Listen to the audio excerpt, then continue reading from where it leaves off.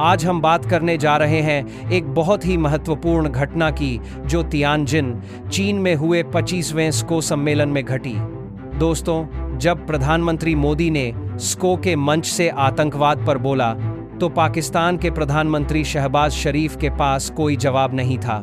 यह वही सम्मेलन था जहां मोदी जी ने साफ शब्दों में कहा कि आतंकवाद के लिए जीरो टॉलरेंस होना चाहिए और डबल स्टैंडर्ड खत्म करने होंगे।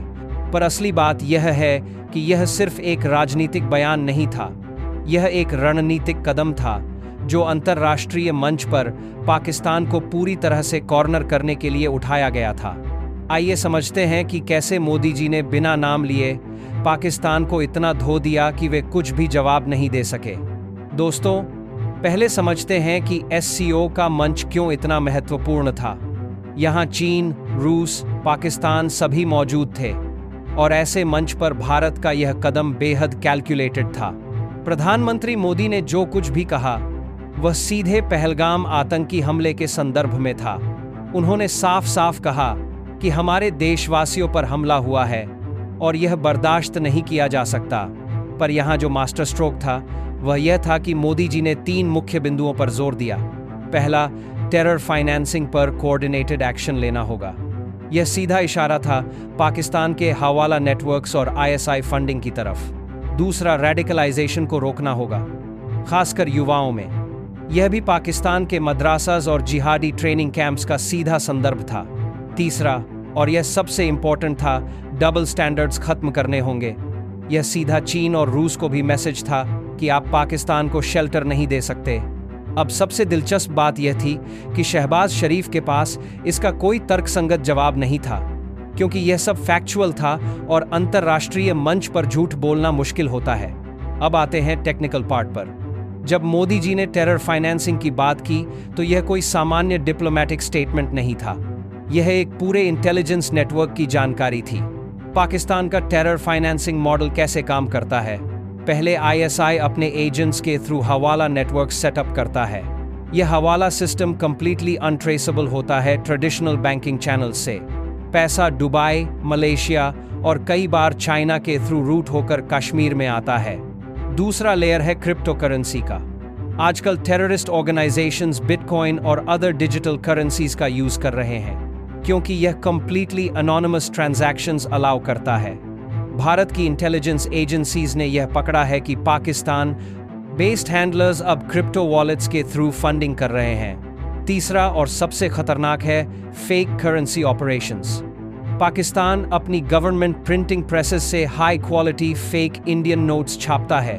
यह नोट्स बॉर्डर के थ्रू स्मगल होकर टेरर एक्टिविटीज को फंड करते हैं। जब मोदी जी ने एससीओ में यह सब कहा तो वे सिर्फ एलिगेशंस नहीं लगा रहे थे, वे कॉन्क्रीट एविडेंस के साथ बोल रहे थे जो हमारी इंटेलिजेंस एजेंसीज ने कलेक्ट किया है। अब समझते हैं कि यह पूरा खेल जियोपॉलिटिकल चेस बोर्ड पर कैसे खेला गया। एससीओ में चाइना और रशिया दोनों प्रेजेंट थे और दोनों कंट्रीज पाकिस्तान के ट्रेडिशनल सपोर्टर्स हैं। पर मोदी जी ने बहुत क्लेवरली अपनी बात रखी।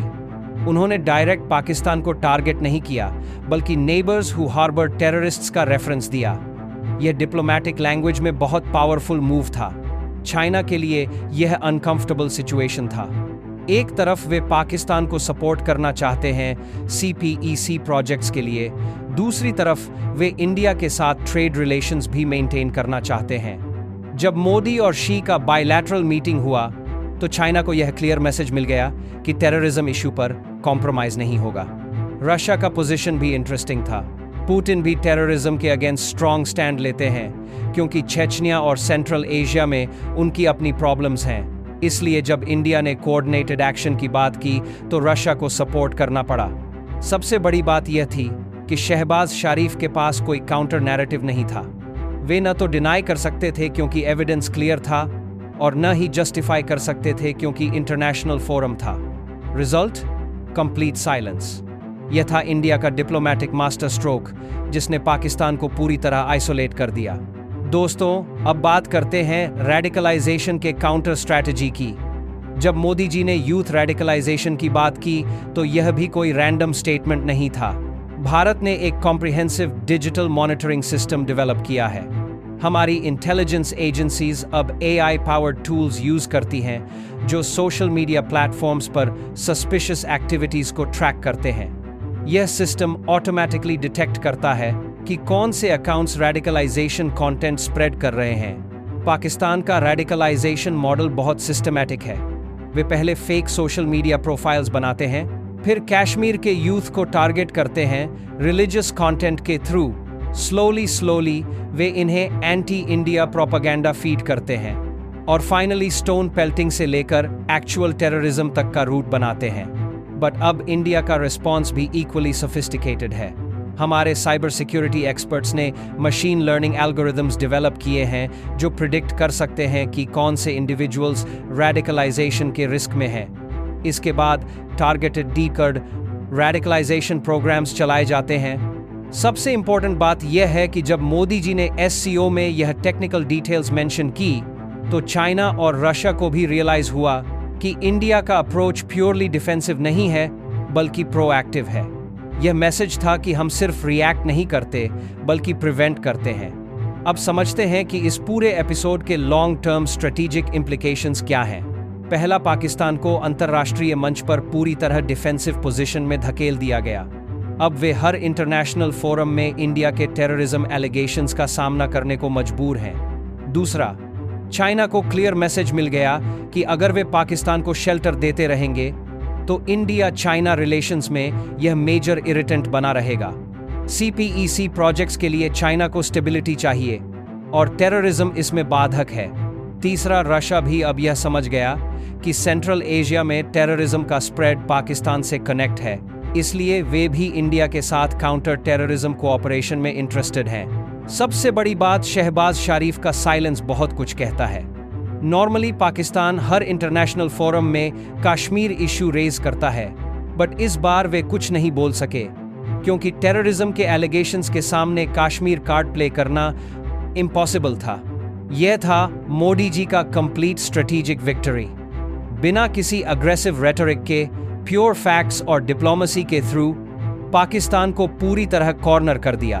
तो सवाल आपके लिए, क्या मल्टीलैटरल फोरम्स जैसे SCO सच में आतंकवाद को खत्म करने में इफेक्टिव साबित होंगे या ये सिर्फ डिप्लोमेटिक बयानबाजी रह जाएगी?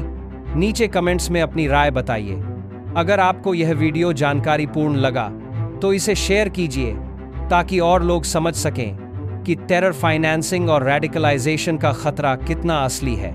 और हाँ, अगर आप चाहते हैं कि हम आपको ऐसी ही जियोपॉलिटिकल डिफेंस एनालिसिस सबसे पहले पहुंचाएं तो चैनल को सब्सक्राइब करना मत भूलिए, क्योंकि दोस्तों, असली जंग सिर्फ बंदूकों से नहीं बल्कि जानकारी और जागरूकता से जीती जाती है। SCO मंच पर भारत ने सिर्फ आतंकवाद के खिलाफ कदम उठाए ही नहीं बल्कि पाकिस्तान जैसी देशों को यह साफ कर दिया कि क्रॉस बॉर्डर टेरर अब बर्दाश्त नहीं किया जाएगा। यही है भारत की कूटनीतिक जीत, चुपके से नहीं बल्कि पूरी दुनिया के सामने स्पष्ट संदेश के साथ।